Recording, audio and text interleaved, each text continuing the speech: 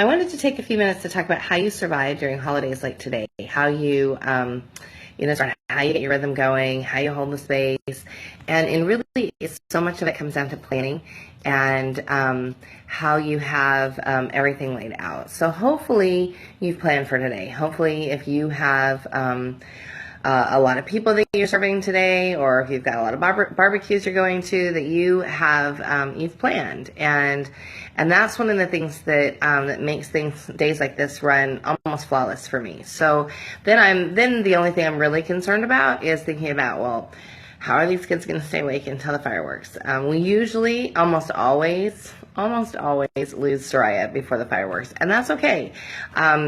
She won't take a nap, and so you're probably going to have some kids that will fall asleep before the fireworks, and that's just how it is. And so then I say, so just enjoy the fireworks with them sleeping. It's all good. So make sure that you've sort of got today planned out, so that, if you've got salads you need to make for barbecues, or you've got foods you need to make sure you take with you, communicate with your husband. Usually, in most situations, many situations, Dad isn't home during the day. And so when he's home on a day like today, you can feel like it's thrown you off. And so really what you need to do is just communicate with him. And it's best to communicate with him the night before. Hey, this is sort of what we've got on the plan for tomorrow. Is there something that you have in mind that maybe I'm missing? And then that way he sort of knows what your mind is, has going as well. So, really thinking about communicating, and communicate all throughout the day. I think that most fights between couples happen because there's not communication going on. Either you're in your zone because this is what you do every day, and you've got it, and he's like, I'm the stranger because I don't know what's going on. And so really communicating with him all day long, I think, is super helpful.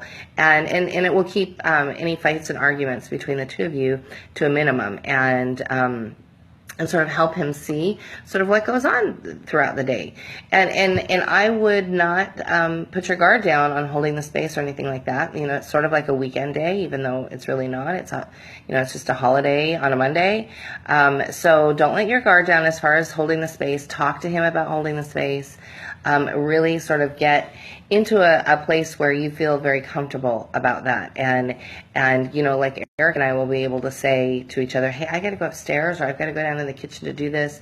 Can you hold the space for them up here? That's the cue for the other parent to put down their phone, put down the book they're reading, whatever it is, and really sort of be on.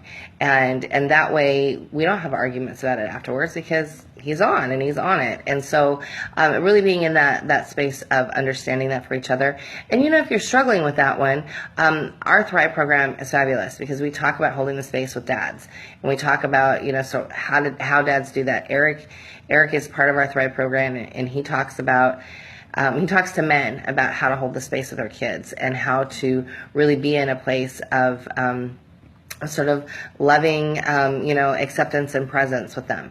So if you need help and you're having struggles in that area, please check out our Thrive program. But as far as like today, just have a good time. Today's the day that sort of naps get thrown off, and everybody's sort of running around a little bit crazy. Try to enjoy today. Try to have a good time. Try not to get into arguments or fights with family members. Have your canned responses ready for, gosh, is she still not reading? Or, you're really still going to do the homeschooling thing? So have those canned responses ready. That's super helpful, so that you know what you're going to say. Figure out which relatives you can really sit and enjoy and have a good time with, and which ones maybe you should avoid.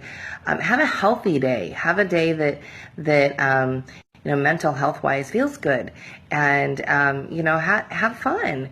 And then tomorrow you'll be off a little bit too, because you'll be catching up, and everybody will be catching up on their sleep, and that's okay. You just take a slower day tomorrow, and everything gets back going on Wednesday. So I hope this was helpful.